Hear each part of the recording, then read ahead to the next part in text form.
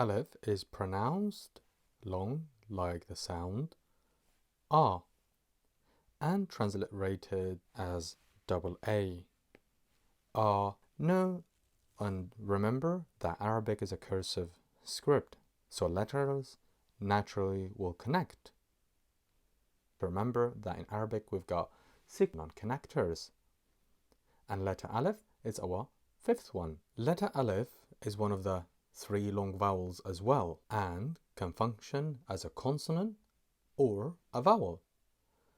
Aleph is the first letter of Arabic alphabet and probably is the most commonly used in Arabic writing.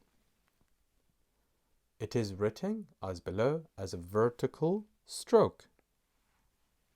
It's a vertical, or similar to the Roman 1. Also, as said, it's one of the 6 non-connectors that connects only to the preceding letter, the letter to its right, not to the letter that follows it or to its left. Now let's have a couple of examples how would we pronounce and write the letter Aleph. The letter Aleph, as we said, is one of the 6 non-connectors, and it's our 5th one today. So it has only 2 distinguishable forms of writing. It's a vertical line, and that's the way it will be written in the middle.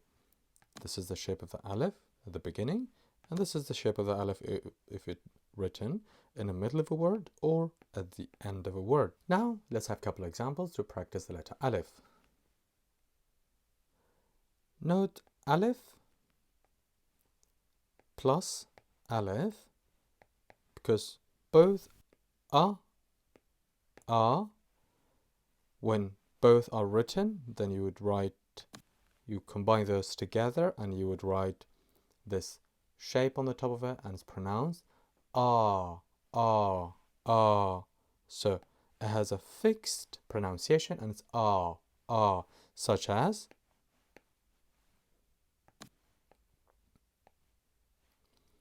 Adam. Another example,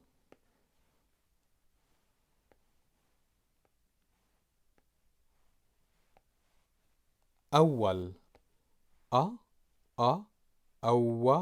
أول أول, which means first. أول.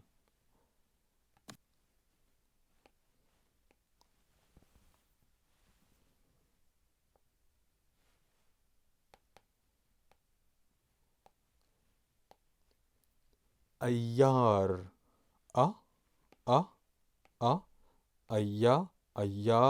أيار. أيار is May. Another example,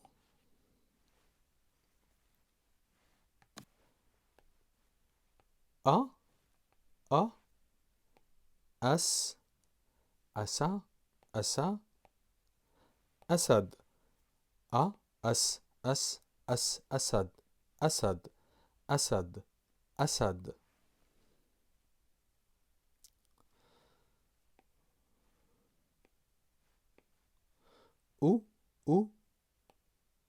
أحب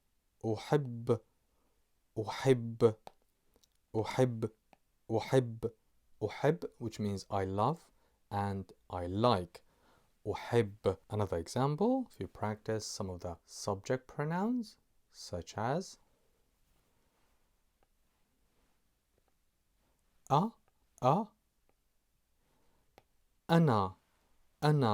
أنا, which means I, male and female. I, أنا. Another one, أنت,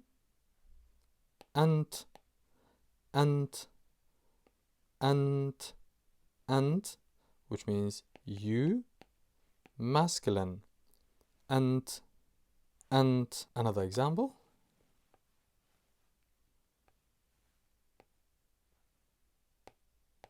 أنتِ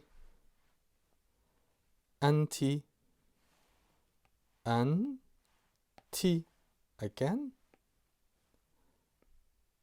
أنتِ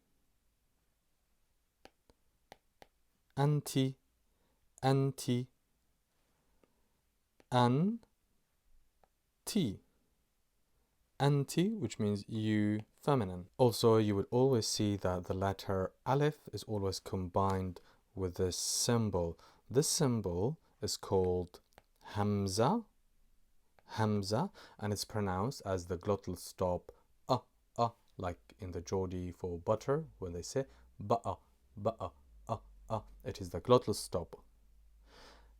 This glottal stop, or we name it in Arabic hamza, has a complicated rules of writing and reading beyond the scope of this lesson, and would be the best for now is to always to write it and memorize as a part of a word and know how it will be pronounced depending where it comes on the top of one of these letters. Here are a couple of facts we should know about hamza. Hamza is considered as an additional sign and not as a part of the Arabic alphabet. That's one. Number two, hamza can appear either alone written on the line or could be a part of one of the long vowels like the alif, could be written with the alif or waw or ya. Number three, hamza cannot be joined to any letters regardless of its position, but when carried by any of the other letters, it sits either on the top or at the bottom of these letters. 4. Keep in mind always when you see a word beginning with alif, with or without hamza, you should always assume that there is a hamza above the alif, even if it's not written. Because in Arabic, we do not write it, but we pronounce like ibn. Ibn, it's son. Here is the word ibn.